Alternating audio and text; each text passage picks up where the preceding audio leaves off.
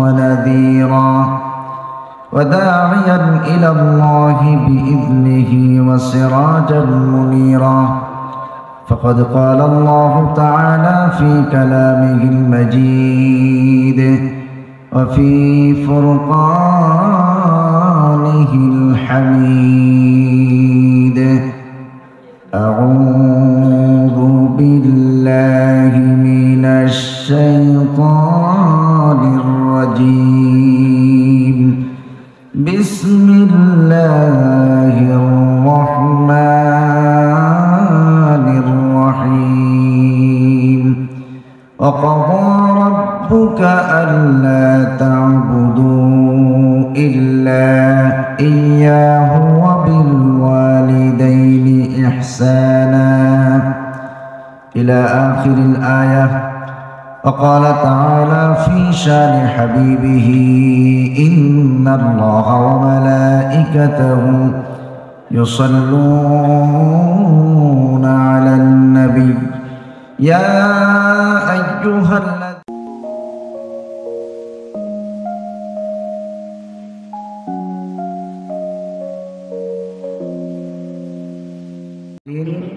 সূরা বানী ইসরাঈলের একটি আয়াতের অংশ বিশেষ আপনাদের সামনে তেলাওয়াত করেছি।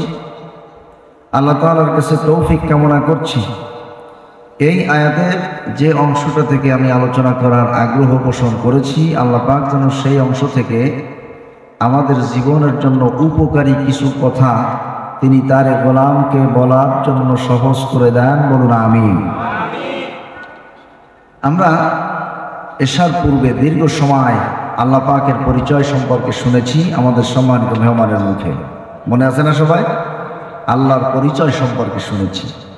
তো যে আল্লাহ পাকের পরিচয় সম্পর্কে আমরা শুনলাম, আমি যে আয়াতটা তেলাওয়াত করেছি, আল্লাহ পাক সেই আয়াতে তার ইবাদত করার সাথে সাথে আর একটা পরিচয় তিনি আমাদেরকে শোনাচ্ছেন। সেই পরিচয়টা হলো আমাদের পিতামাতার পরিচয়। কাদের পরিচয়?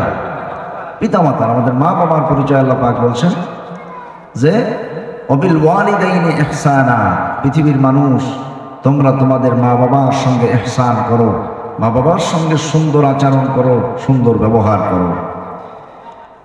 ঘটনাটা কি? এই জায়গাটা এত গুরুত্ব আরোপ কেন আসলো যে আল্লাহ পাক তার ইবাদতের সাথেই মা বাবার কথাটা বললেন, অন্য কোনো কথা বললেন না?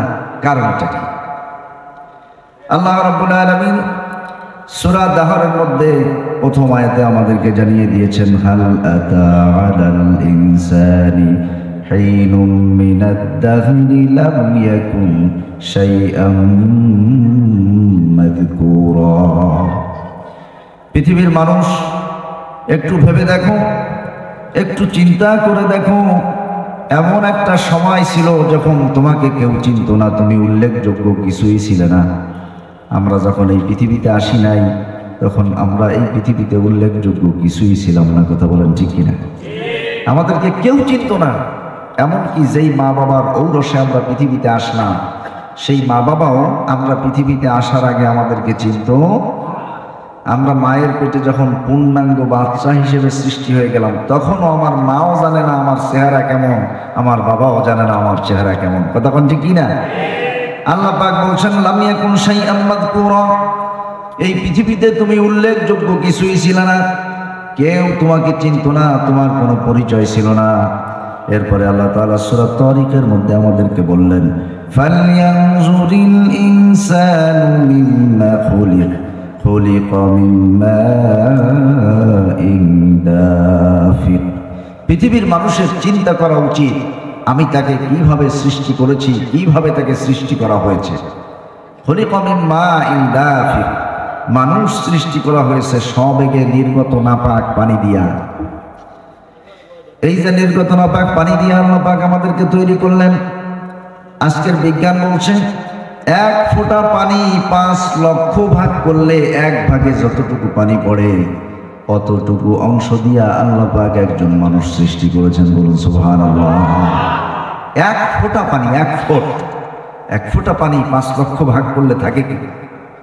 প্রায় 3-4 কেজি পানি থেকে যায় না 5 লাখ ভাগ করলে? যা থাকে তা হয়তো চোখেও মিলানো যাবে। এই 5 লক্ষ ভাগের 1 ভাগ দিয়ে আমাদেরকে তৈরি করলেন। সেই ভাগ আসলো পিতার পিঠ থেকে আর মায়ের বুক থেকে। ইয়াখরুজু মিন বাইনিস সুলবি ওয়াত তারাইব, পিতার পিঠ থেকে মেরুদণ্ডের এই জায়গাটাতে এমন একটা গোল একটা জিনিস আছে, মেরুদণ্ডের একেবারে মাঝামাঝি, মাঝামাঝি জায়গায়। এইটাকে হাদিসে বলা হয়েছে আজবুদ দানাব। এই আজবুদ দানাব এটা খুব পাওয়ারফুল একটা জিনিস, এইটার থেকেই মানব বীজ বের হয়। আজকের চিকিৎসা বিজ্ঞানীরা বলছেন একজন সুস্থ পুরুষ যখন একজন মহিলার সঙ্গে মিলিত হয়, একত্রিত হয়, তখন তার শরীর থেকে যতটুকু শুক্রকীট বের হয় তার পরিমাণ হলো প্রায় 40 কোটি। বলেন আল্লাহু আকবার। 40 কোটি শুক্রকীট একসঙ্গে বের হয়ে আপনার আমার জন্মের সূচনা যেদিন হলো, সেদিন আমার পিতার পিঠ থেকে আপনার পিতার পিঠ থেকে 40 কোটি শুক্রকীট বের হয়েছে। এই 40 কোটি শুক্রকীট আমাদের প্রত্যেকের মায়ের জরায়ুর দিকে দৌড়ানো শুরু করেছে। প্রত্যেকের আকাঙ্ক্ষা মানুষ হিসেবে এই পৃথিবীতে আসবে। 40 কোটি শুক্রকীট দৌড়াচ্ছে, তার ভিতরে আপনি আমি একটা। আল্লাহ পাক ওই 40 কোটির মধ্যে আমাকে আগে আমার মায়ের জরায়ুতে পৌঁছে দিয়েছেন, আপনাদের প্রত্যেককে আগে আপনার মায়ের জরায়ুতে পৌঁছে দিয়েছেন। তাই আমরা এই পৃথিবীতে মানুষ হিসেবে আসার সুযোগ পেয়েছি। 40 কোটির মধ্যে আল্লাহ আমাকে ফার্স্ট করে দিলেন, প্রথম স্থান অধিকার করায় দিলেন।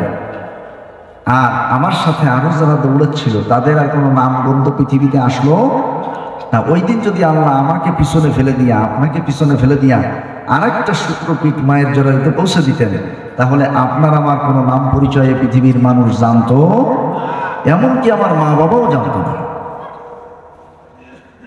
আল্লাহ রাব্বুল আলামিন তাই বললেন, ফালিয়ানজুরিল ইনসানু মিম্মা খুলিক, মানুষের উচিত চিন্তা করা আমি তাকে কিভাবে সৃষ্টি করলাম। আহারে, পিতার পিঠ থেকে 40 কোটি শুক্রকীট বের হওয়ার আগে ওয়াত তারাইব, মায়ের বুক থেকে ছোট্ট একটা ডিম বের হলো, ডিম্বাণু। প্রতিটি মেয়েদের, মহিলাদের এই বুকের মাঝখানে ভিতরে, হাড়ের ভিতরে ছোট্ট একটা মেশিন আছে। এই মেশিনটার কাজ হলো সন্তান যখন গর্ভে আসে, যে মা বা যে বোনের সন্তান গর্ভে আসে, এই সন্তানটা ভূমিষ্ঠ হওয়ার কয়েকদিন আগে থেকে এই মেশিনটা ওই মায়ের শরীরের রক্ত নিয়ে দুধ তৈরি শুরু করে দেয়। সুবহানাল্লাহ। যেদিন আপনার আমার জন্মের সূচনা হলো, ওই দিন মায়ের এই বুকের ভিতরের ওই মেশিন থেকে ছোট্ট একটা ডিম বের হলো। এই ডিমটা গিয়া মায়ের জরায়ুর মধ্যে অপেক্ষা করতে লাগলো। এরপরে পিতার পিঠ থেকে আপনি আমি যখন শুক্রকীট হিসেবে মায়ের জরায়ুর মধ্যে ঢুকলাম, অমনি মায়ের জরায়ুর দরজাটা বন্ধ হয়ে গেল, বাকিরা ওখানে মারা গেল ক্লান্ত হয়ে, আর কেউ ঢুকতে পারলো না।